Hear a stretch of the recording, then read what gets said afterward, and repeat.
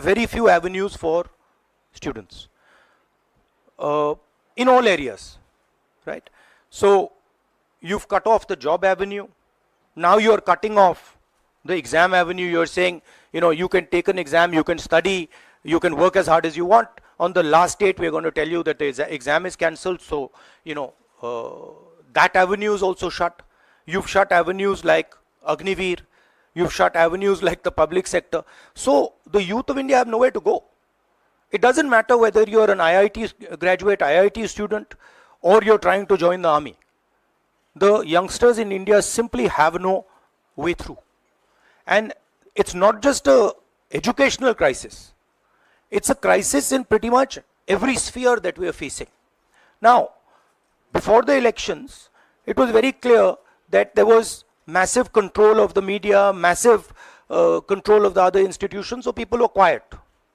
Now people are very clear that we're sitting on a disaster and we've got a government that is crippled, cannot do the job. It's literally walking around on one leg, right? So, yes, it's a crisis. It's a profound national crisis. It's an economic crisis. It's an educational crisis. It's an institutional crisis. So, but I don't see any response. I don't even see the capability of a response, right? So, हाँ नहीं 1 second, Bihar का भैया हमने कहा है कि inquiry होनी चाहिए और जो भी जिन्होंने भी पेपर लीक कराया है उनके खिलाफ कार्रवाई होनी चाहिए। राहुल जी, चूंकि ये मामला नेशनल लेवल पे भी एग्जाम्स में हो रहा है, स्टेट लेवल्स में भी एग्जाम्स में कई जगह इस तरह के पेपर लीक की घटनाएं होती है और करोड़ों छात्रों का जीवन अधर में लटक जाता है। आपको लगता है कि एक सख्त कानून बनाने की जरूरत है संसद में कि इससे निपटने के लिए? कैसे होगा, क्योंकि छात्रों का जीवन नहीं, सख्त कानून आफ्टर द फैक्ट है, वो होना चाहिए। मगर अगर आप मेरिट के बेसिस पर लोगों को नहीं जॉब देंगे, अगर आप आइडियोलॉजिकल लोगों को वाइस चांसलर बनाएंगे, इनकेपेबल लोगों को वाइस चांसलर बनाएंगे, एग्जाम्स के जो स्ट्रक्चर्स हैं, एग्जाम लेने के स्ट्रक्चर्स हैं, उनमें आप आइडियोलॉजिकल लोगों को डालेंगे तो ये काम होगा। ये इसका सबसे बड़ा कारण BJP and its parent organisation ने जो कैप्चर किया है ये है। और अगर आप कल्प्रिट ढूंढना चाहते हैं तो मैं आपको बताता हूं, जिन लोगों ने हिंदुस्तान के इंस्टीट्यूशंस को डिस्ट्रॉय किया है, जो पहले ऑब्जेक्टिव हुआ करते थे, इम्पार्शल हुआ करते थे, वो आज इम्पार्शल नहीं है, ऑब्जेक्टिव नहीं है, आइडियोलॉजिकल बना दिए गए हैं और मीडियोकर लोगों को इन इंस्टीट्यूशंस में बैठा दिया गया है। इसका मेन कारण यह है, और इसका आप एपिसेंटर देखिए, पूरा देश जानता है, युवाओं आप सब जानते हो कि इसका पहले एपिसेंटर मध्य प्रदेश हुआ करता था, वहां पे 40-50 लोगों की हत्या हुई थी, ये तब शुरू हुआ था। आप जानते हो कि गुजरात में, उत्तर प्रदेश में और मध्य प्रदेश में इन चीजों का एपिसेंटर है। और आप ये भी जानते हो कि बीजेपी के लोग कहते हैं कि हमारी लेबोरेटरी मध्य प्रदेश और गुजरात है। तो लेबोरेटरी से यह काम शुरू हुआ है और अब यह काम देश में फैल रहा है और आपका इससे नुकसान हो रहा है। जब तक ये रिवर्स नहीं किया जाएगा, जब तक हिंदुस्तान के इंस्टीट्यूशंस इनके हाथों से नहीं छीने जाएंगे और इफेक्टिव, ऑनेस्ट, इम्पार्शियल लोगों के हाथ में नहीं जाएंगे, तब तक ये होता रहेगा। और मैं आपको बता रहा हूं, जब तक बीजेपी रहेगी ये बढ़ता जाएगा।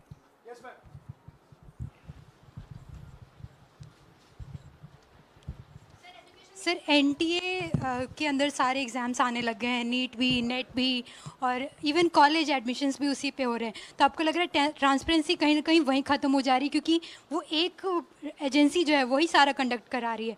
तो आपने पार्लियामेंट में इस मुद्दे को उठाने को सोचा है कि एनटीए को कहीं ख़त्म करने की ज़रूरत है या बदलाव करने की ज़रूरत है? नहीं, देखिए, अगर हिंदुस्तान में बहुत सारे ऑनेस्ट लोग हैं, बहुत सारे ऑब्जेक्टिव लोग हैं, अगर ऑब्जेक्टिव लोगों को, ऑनेस्ट लोगों को आप ये काम दोगे, पेपर लीक नहीं होगा। अगर आप मीडियोकर लोगों को राजनीतिक बेसिस पे, आइडियोलॉजिकल बेसिस पे चुन के करोगे तो ये काम होगा। और ये मैं कह रहा हूं, दोहराता जा रहा हूं कि हर हिंदुस्तान की हर संस्था को कैप्चर कर रखा है, लीगल सिस्टम को, ब्यूरोक्रेसी को, इंटेलिजेंस एजेंसीज को, इन्वेस्टिगेटिव एजेंसीज को, एजुकेशन सिस्टम को। मांग रखी सरकार से, आपने अपनी मांगे रखी हैं सरकार से, लेकिन सरकार के पक्ष पहले ही सामने आ गया। एनटीए को जो एनटीए है एजेंसी, उसको क्लीन चिट एक तरीके से एचआरडी मिनिस्टर ने पहले ही दे दी है, तो सरकार का तो कहीं ना कहीं पक्ष साफ दिखाई देता है। उनका आगे आप लोग कैसे जाएंगे इसको? उनकी क्रेडिबिलिटी इन बातों में है ही नहीं। वो क्लीन चिट दें उसका कोई मतलब ही नहीं है, उनकी जीरो क्रेडिबिलिटी है। सब लोग जानते हैं कि एपिसेंटर मध्य प्रदेश, गुजरात एंड उत्तर प्रदेश। सबसे ज्यादा मेरी यात्राओं में सबसे ज्यादा पेपर लीक की बात यहीं आई थी, उत्तर प्रदेश में आई थी, मध्य प्रदेश में आई थी।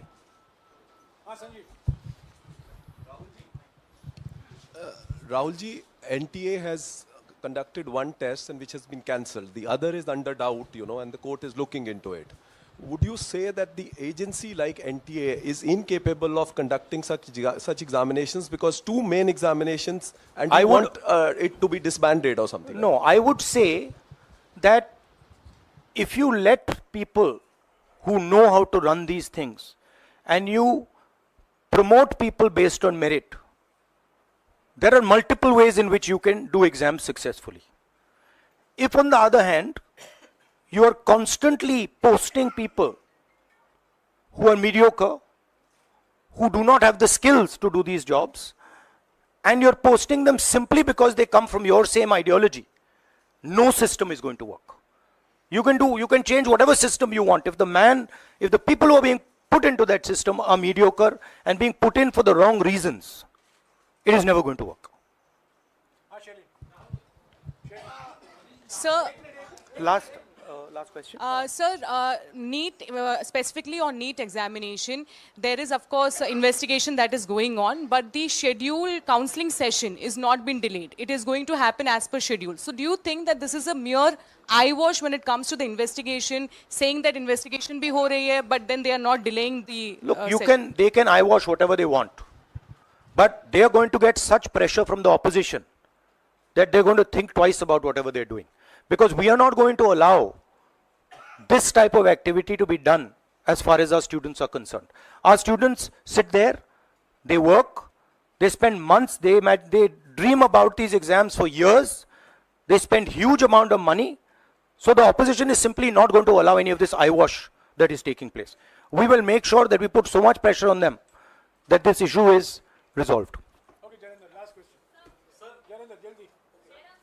राहुल जी, एक बड़ा दिलचस्प इस मामले में देखने को मिला है। तो इसी विषय पर इस मामले में एक अजीब स्थिति है कि जो आरोपी हैं पटना में, वो स्वीकार कर रहे हैं कि उनको पेपर पहले मिल गया था, यानी सीधे सीधे पेपर लीक का केस है।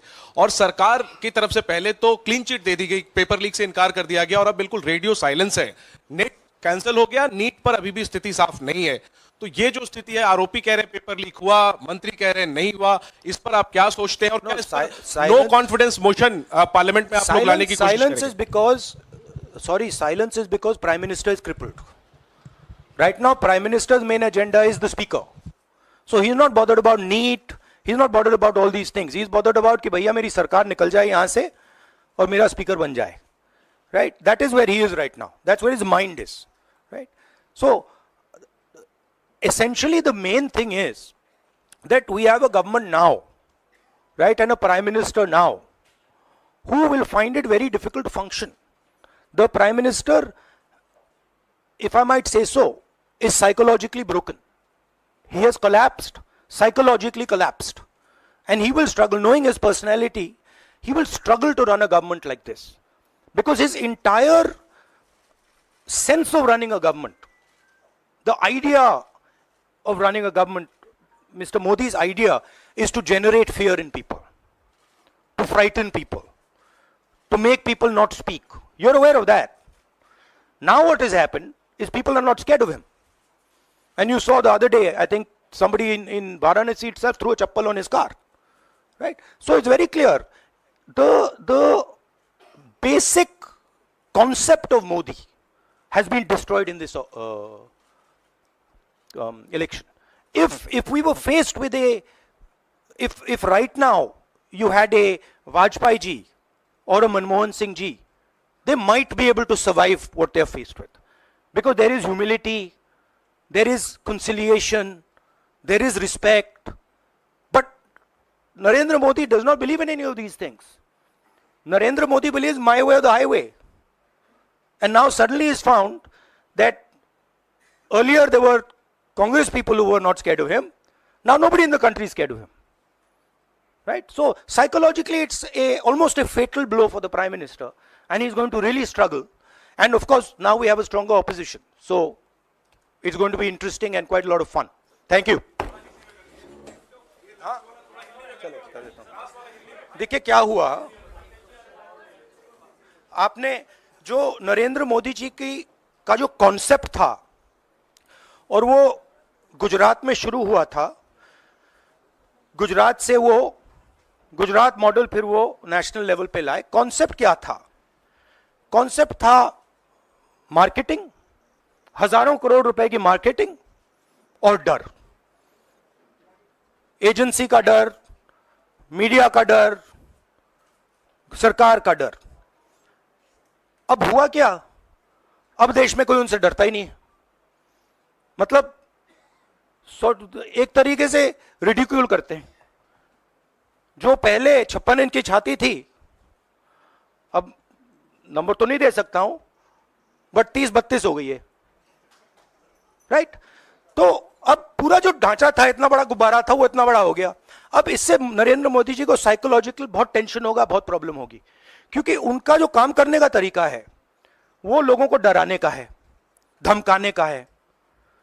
अब वो डर चला गया। आपने देखा, पता नहीं देखा या नहीं, वाराणसी में वो चप्पल मार दी किसी ने।